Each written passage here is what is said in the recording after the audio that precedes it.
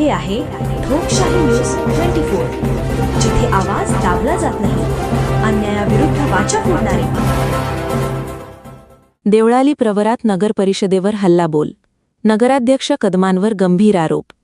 देवळाली प्रवरा नगर परिषदेच्या कामकाजावर विरोधी नगरसेवकांनी तीव्र आक्षेप घेत नगराध्यक्ष सत्यजित कदम आणि मुख्याधिकारी ऋषिकेश पाटील यांच्या कार्यपद्धतीवर गंभीर आरोप केले आहेत.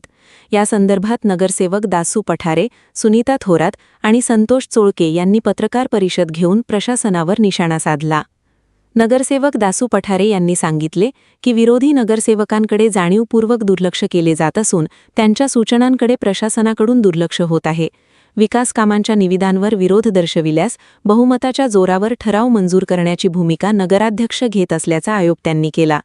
तसेच कर्मचाऱ्यांना विरोधी नगरसेवकांचे ऐकू नये अशा सूचना दिल्या जात असल्याचाही दावा त्यांनी केला. पाणीपट्टीच्या वाढीव दरांबाबत नाराजी व्यक्त करत त्यांनी दर कमी करण्याची मागणी केली. वारकऱ्यांसाठी पुरेसा पाणीपुरवठा करण्यात आला नसल्याची टीकाही त्यांनी केली. नगर परिषदेकडे निधी नसल्याचे सांगितले जाते, मात्र विविध कामांसाठी निधी कसा उपलब्ध होतो असा सवाल उपस्थित करत 1500 झाडे लावल्याच्या दाव्याची चौकशी करण्याची मागणी त्यांनी केली. नगरसेवक संतोष चोळके यांनी मुख्याधिकारी विकास कामांपेक्षा प्रत्येक निर्णय नगराध्यक्षांच्या संमतीने घेत असल्याचा आरोप केला.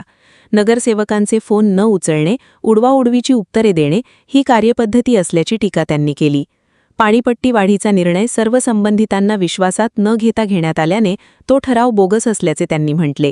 तसेच प्रशासकीय काळात नगर परिषदेवर 5 कोटी रुपयांचे कर्ज झाल्याचा दावा त्यांनी केला. नगराध्यक्षांच्या घराजवळील भागातच विकास कामांना प्राधान्य दिले जात असल्याचा आरोप करत सर्वसामान्य नागरिकांच्या वस्त्यांकडे दुर्लक्ष होत असल्याची खंत त्यांनी व्यक्त केली. राहुरी फॅक्टरी परिसरात कामे होत नसल्यास 2 नगरपंचायती स्थापन करण्याची मागणीही त्यांनी केली. रोड मॅपिंगमध्ये फसवणूक झाल्याचाही आरोप त्यांनी केला.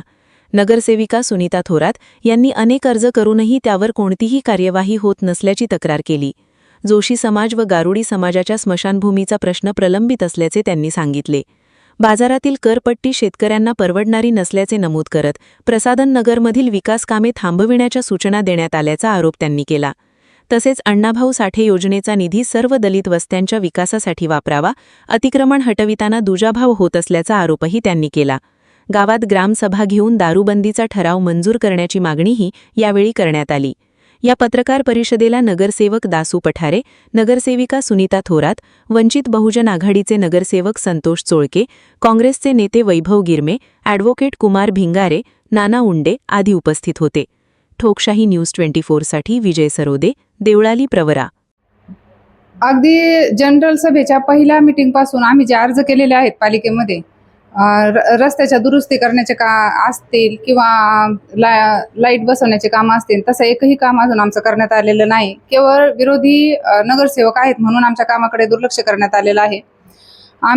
पाणीपट्टीच्या संदर्भात जर सांगायचं ठरलं तर आम्ही पाणीपट्टी जी त्यांना सांगितली होती, प्रशासनाचा जो प्रस्ताव होता 4000 रुपयाचा, तर त्या प्रशासनाच्या मागणीला आमचा विरोध असून आम्ही 1800 रुपये पाणीपट्टीची, 2200 रुपये पाणीपट्टीची मागणी केलेली होती. तर त्यांनी बहुमताने तेथे 3000 रुपये पाणीपट्टी ही मंजूर करण्यात आलेली आहे. मग जर 3000 रुपये पाणीपट्टी जर मंजूर करण्यात आलेली असताना आठवड्यातून 1 दिवस पाणी त्यांनी कमी केलेलं आहे. तसेच पाण्याची वेळ पण कमी केलेली आहे. आणि माझी प्रमुख मागणी अशी आहे की जो निधी आलेला आहे अजिंठ्यामध्ये, जे विषय होते, विषय क्रमांक 3, 4 आणि 5, तर त्यांनी विषय क्रमांक 3 आणि विषय क्रमांक 4 याच्यासाठी जो पर्टिक्युलर निधी आलेला आहे तर तो त्यांनी रस्त्यासाठी वापरावा. त्याच्यासाठी आमचं काही म्हणणं नाही. परंतु विषय क्रमांक 5 हा जो अण्णाभाऊ साठे दलित नागरी सुधारणा योजनेअंतर्गत जो निधी आलेला आहे, तो निधी त्यांनी फक्त दलित वस्तीसाठीच वापरण्यात यावा. तो निधी त्यांनी रस्त्याच्या कामासाठी वापरू नये अशी माझी त्यांना प्रमुख मागणी आहे. तसा विरोध मी पालिकेमध्येही जनरल सभेच्या वेळेस केलेला आहे. माझी मागणी अजून याच्यासाठी आहे की जे अतिक्रमण त्यांनी मागच्या वेळेस उठवलं, तर अतिक्रमणाचा विषय जो पालिकेमध्ये झाला, तर अतिक्रमणाच्या विषयाच्या वेळेस आमची मागणी प्रामुख्याने अशी मागणी होती की तुम्ही पूर्ण गावाचा सर्वे करा आणि गावामध्ये जेवढं अतिक्रमण आहे ते सरसकट तुम्ही उठवा. परंतु त्यांनी काय केलेलं आहे की ठराविक चेहरे पाहून ठराविक अतिक्रमण त्यांनी उठवलेलं आहे आणि त्याच्यासाठी त्यांनी अनधिकृत धंद्याचं कारण एक सांगितलेलं आहे.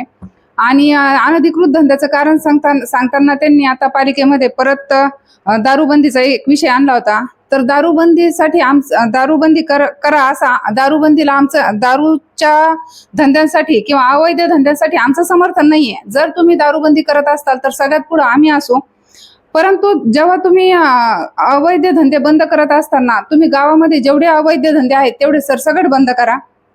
कोणालाही पर्टिक्युलर एखादा चेहरा लक्षात घेऊन तुम्ही ते धंदे बंद करू नका. जसं तुम्ही अतिक्रमणाचं केलं तसं अवैध धंद्यांचं करू नका. आणि अजून एक मागणी माझी अशी आहे की बाजारामध्ये जी आता बैठक व्यवस्था केलेली आहे ती खरी म्हणजे पूर्ण चुकीची आहे. लोकांची गैरसोय होत आहे आणि जो त्यांच्यावर कर लादलेला आहे, आता इतकी फूट जागा मग त्यांना तेवढा कर. तर मला एक उदाहरण द्यायचंय तुम्हाला की राहुरीमध्ये कोणत्याही बाजारात बसणाऱ्या लोकांकडून कर घेतला जात नाही. तर आपल्या ह्या देवळाली शहरामध्ये जे लोक बाहेरून लोक येतात त्यांनाही बसू देण्यात यावे आणि त्यांच्याकडून तो कर घेऊ नये.